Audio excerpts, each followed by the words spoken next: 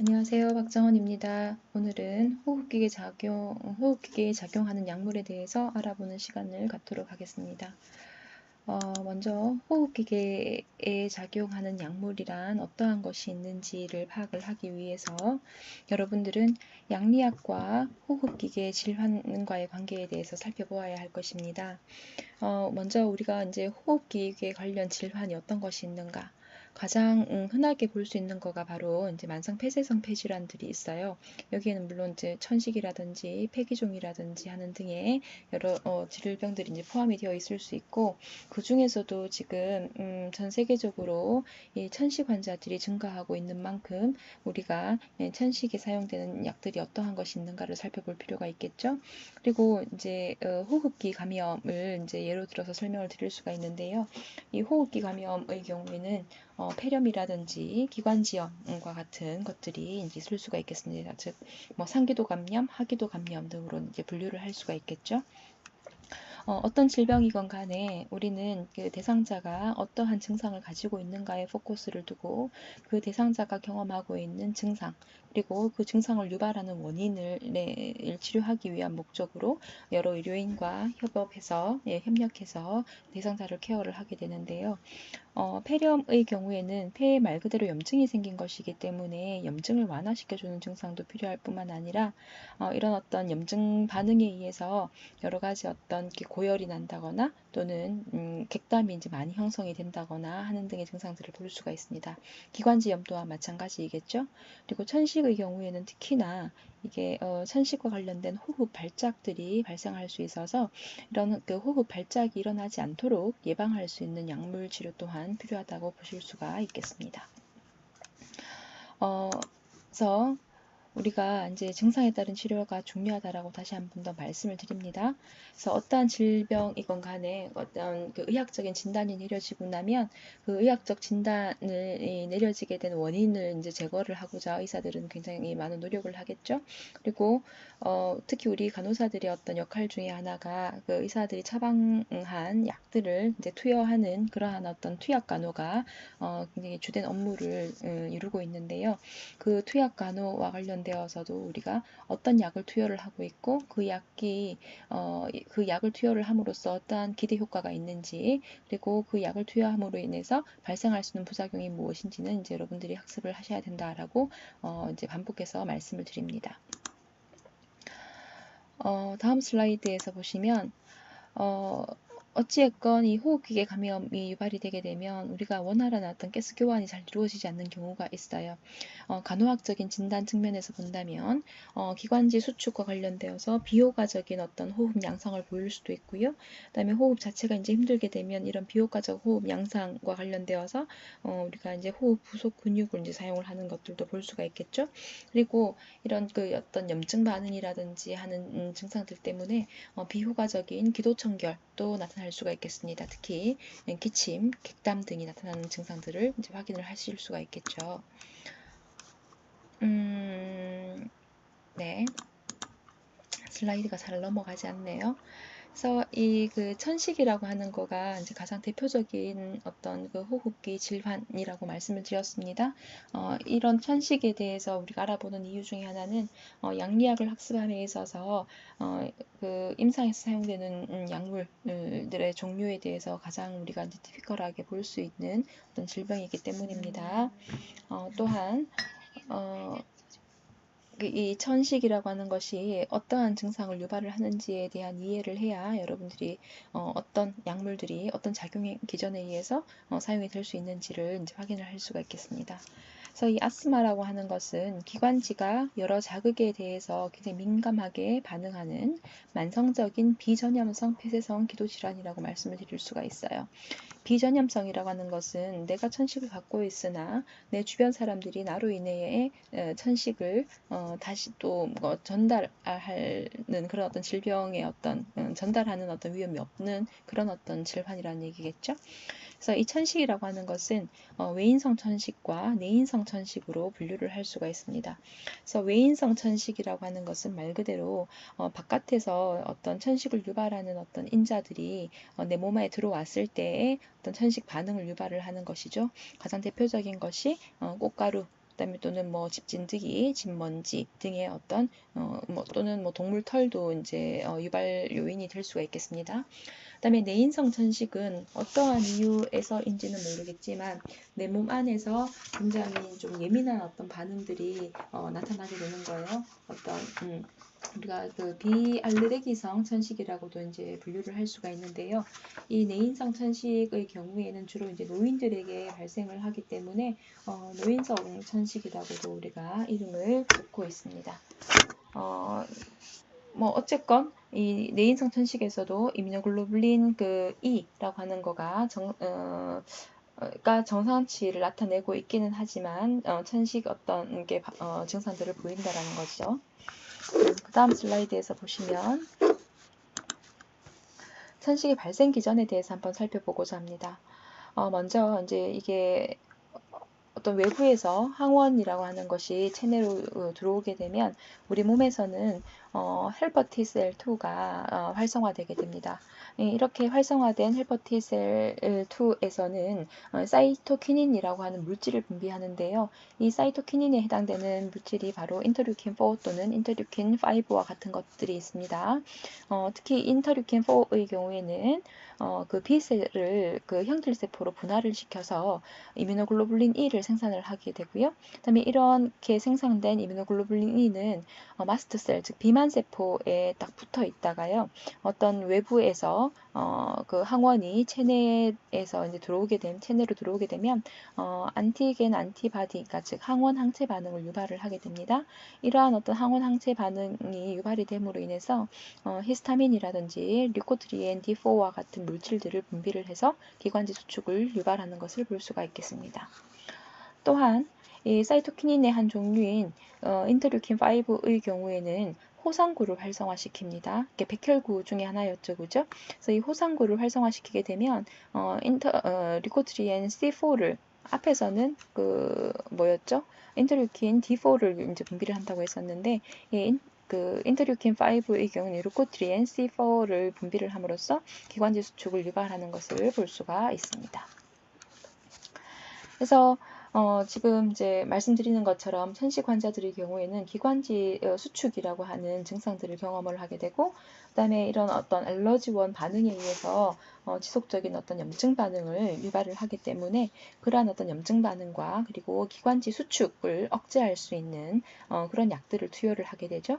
그리고 이게 천식 증상이 없는 상태에서 건강하게 살아갈 수 있도록 우리가 이제 면역 억제제와 같은 것들을 투여를 하게 됩니다. 그 약에 대해서 조금 구체적으로 한번 살펴보도록 할게요. 먼저 아까 기관지 확장제를 투여를 한다라고 했었죠. 그래서 기관지 확장제에는 총 3가지 정도가 이제 포함이 될 수 있어요. 교감신경 흥분제, 그리고 메틸한틴 유도체, 그리고 항콜린제와 같은 것이 있습니다.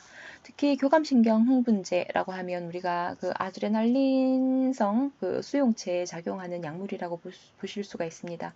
이 내용은 자율신경계에서 여러분들이 학습을 하셨고요. 그래서 특히 기관지에 많이 분포되어 있는 아드레날린성 수용체는 베타 2라고 말씀을 드렸었죠. 그래서 이 베타2에 작용하는 이 약들이, 대표적인 약들이 이렇게 소개가 되어져 있습니다. 살부타몰, 터부탈린, 포모테롤, 그리고 프로카테롤이라고 하는 약들이 있죠. 제가 이제 강조드리고 싶은 것은 바로 이 살부타몰과 터부탈린, 포모테롤이라고 하는 약입니다. 이러한 약들은 우리 인체에서 그 프로키나제 A를 생성하기 위해서 여러 가지 어떤 그 에너지 생성 과정이 발생을 하게 되는데요. 그 중에서 ATP가 CAMP로 이제 활성화 되는데 필요한 아데닐 사이클라제라고 하는 물질을 강화, 그러니까 물질의 어떤 반응을 촉진시킴으로써 ATP에서 CAMP로 이제 전환되는 것을 도와주는 그런 약이라고 보실 수가 있어요. 그 대표적인 약들이 이렇게 교감신경 흥분제, 특히 베타2 수용체, 효능제라고 하는 것들이 도와주는 경우들을 볼 수가 있고요. 다음으로 메틸잔틴 유도체라고 하는 것이 있습니다. 이 메틸잔틴 유도체의 경우에는요, 이 아까 앞에서 설명드렸었던 CAMP, 그러니까 ATP에서 CAMP로 이제 넘어가게 되고, 이 CAMP에 의해서 프로테인 키나제 A라고 하는 거가 이제 활성화가 되게 되는데, 근데 이 CAMP에서 AMP 과정으로 넘어가 버리게 되면 그 PKA라고 하는 물질이 이제 활성화되지를 못하게 돼요. 근데 이 CAMP에서 AMP로 넘어가는데 이제 도움을 주는 효소가 바로 포스포디에스테라제라고 하는 물질입니다. 따라서 천식 환자들이 기관지가 수축이 되지 않은 상태에서 원활하게 호흡을 할 수 있도록 돕기 위해서는 아데닐레이트 사이클라제라고 하는 것이 활성화되도록 돕거나 내지는 포스포디에스테라제라고 하는 물질의 활성화를 줄임으로써 우리는 호흡을 원활하게 할 수 있는데, 이때 이제 메틸잔틴 유도체라고 하는 것은 포스포디에스테라제라고 하는 물질의 활성화를 억제시키는 대표적인 약입니다. 그 대표적인 약으로 티오필린이라고 하는 약이 있죠. 그래서 이 티오필린이라고 하는 것은 우리가 이제 기관지의 어떤 확장을 위해서 사용할 수 있는 약이긴 하지만 농도, 즉 부작용을 유발시키지 않고 어떤 기대 효과만 낼 수 있도록 하는데 굉장히 좁은 어떤 안전력을 가지고 있습니다. 해서 이 약을 사용을 할 때에는 우리가 다른 어떤 부작용이 생기지 않는지를 잘 관찰을 할 필요가 있다라는 것이죠. 다음으로 소개를 드릴 내용은 항콜린제입니다. 이 항콜린제, 우리가 여러분들이 조금 많이 헷갈려 하시는 부분 중에 하나가 바로 항콜린제입니다. 그죠?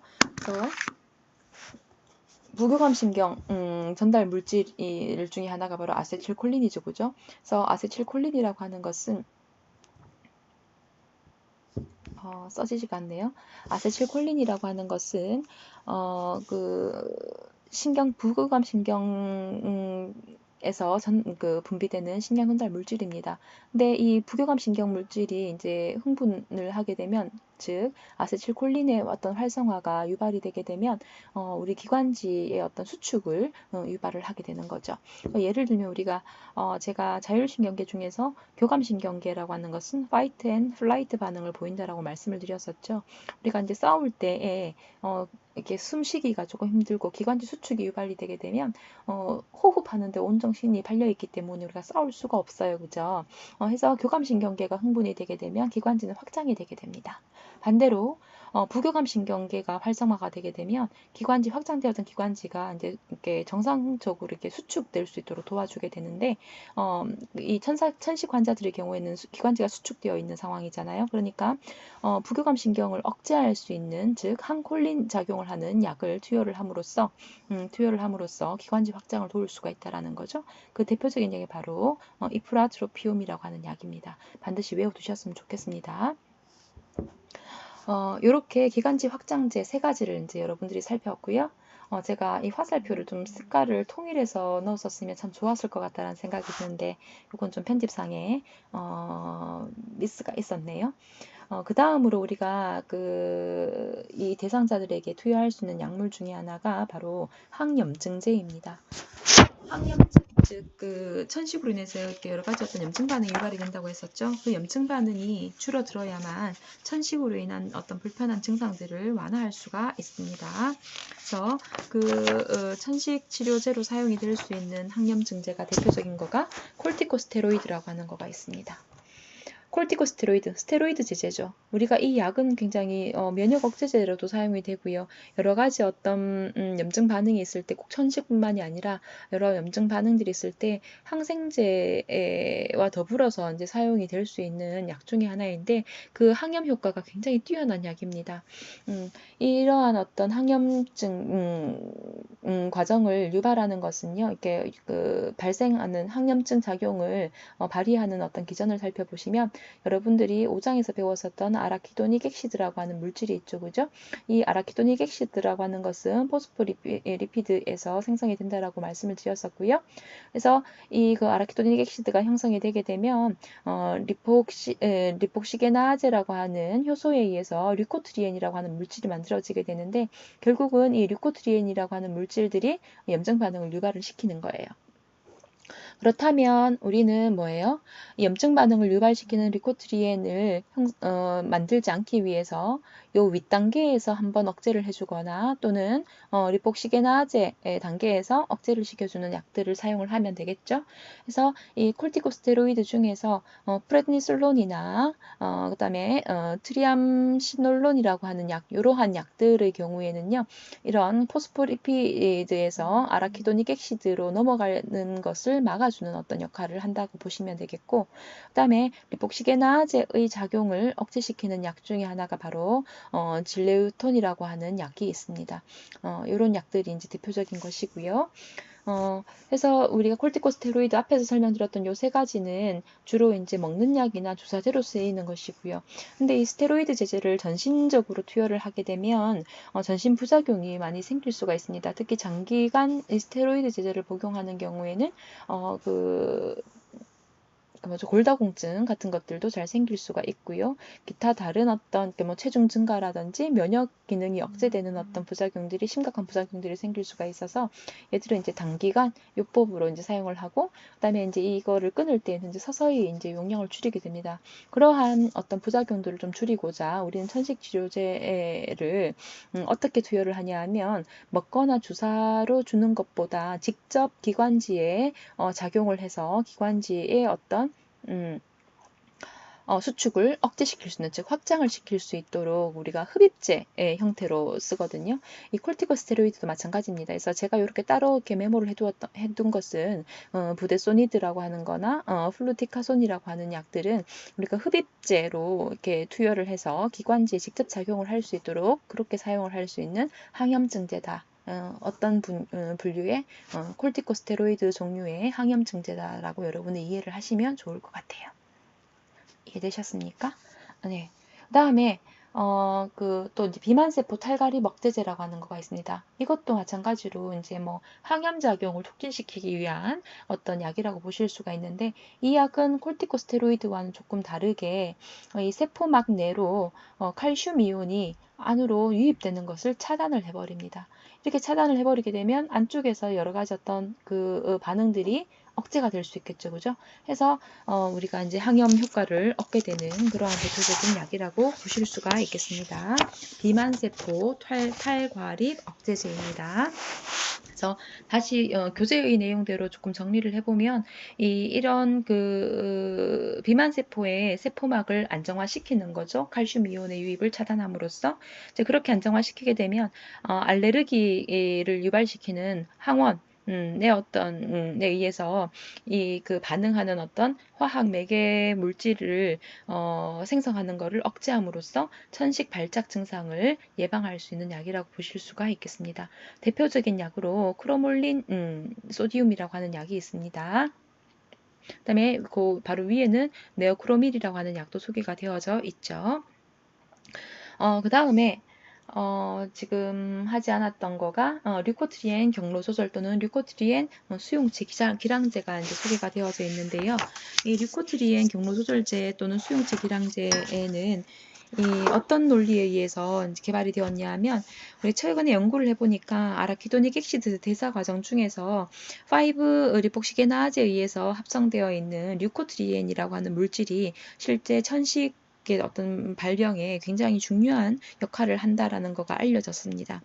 그렇기 때문에 우리는 리코트리엔의 어떤 생성을 억제하기 위해서 이 5리폭시게나제라고 하는 약을 이제 그 효소를 억제할 수 있는 약, 그리고 또는 류코트리엔 생성된 류코트리엔의 어떤 작용을 억제하기 위해서 류코트리엔 수용체를 차단할 수 있는 류코트리엔 수용체 기량제를 이제 개발을 한 거예요.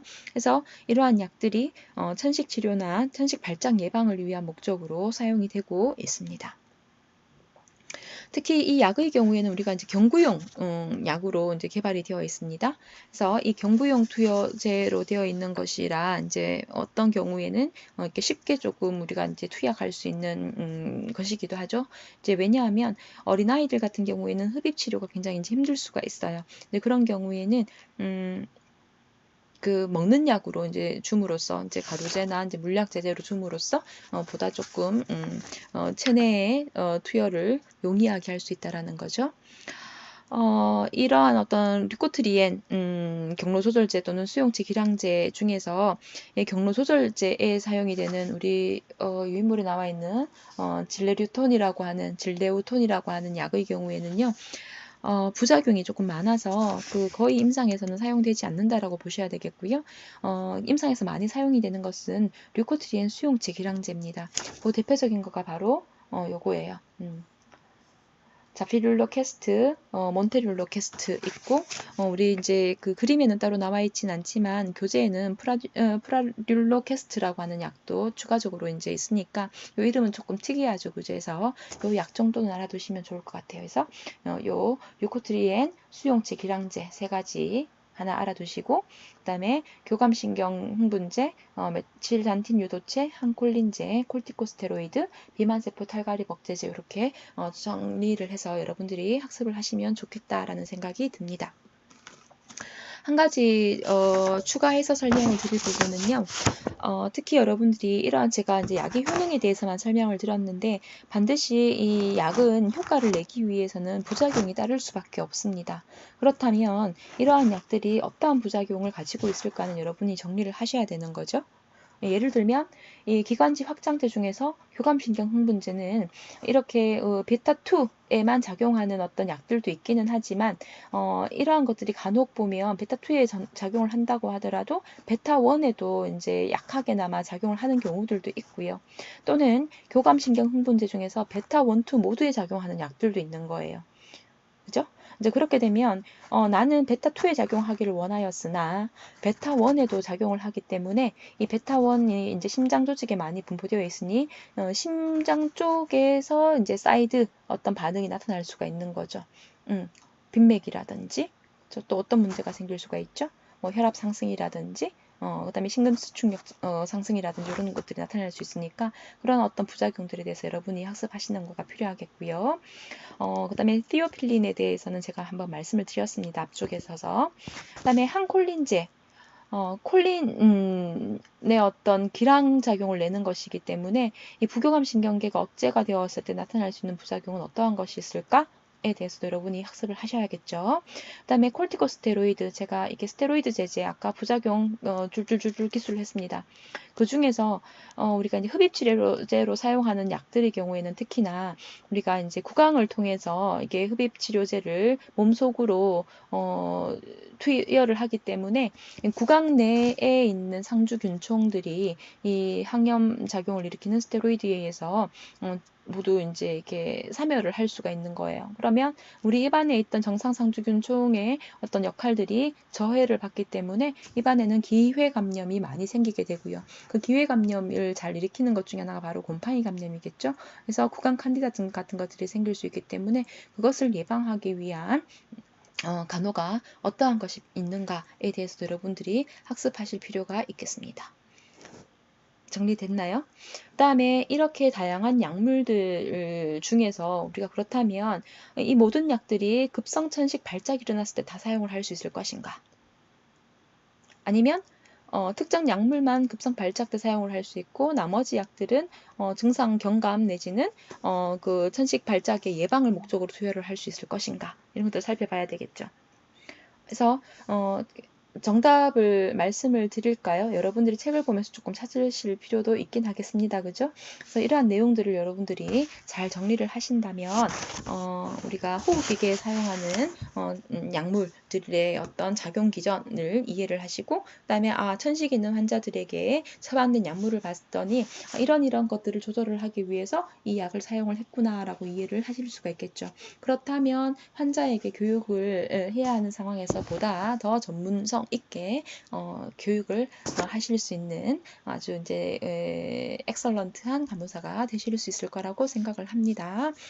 나머지 진해 및 거담제에 대해서는 본 수업 때 여러분들이 이제 문제풀이를 하고 난 다음에 진도를 나가는 것으로 그렇게 하겠습니다. 수고 많으셨습니다.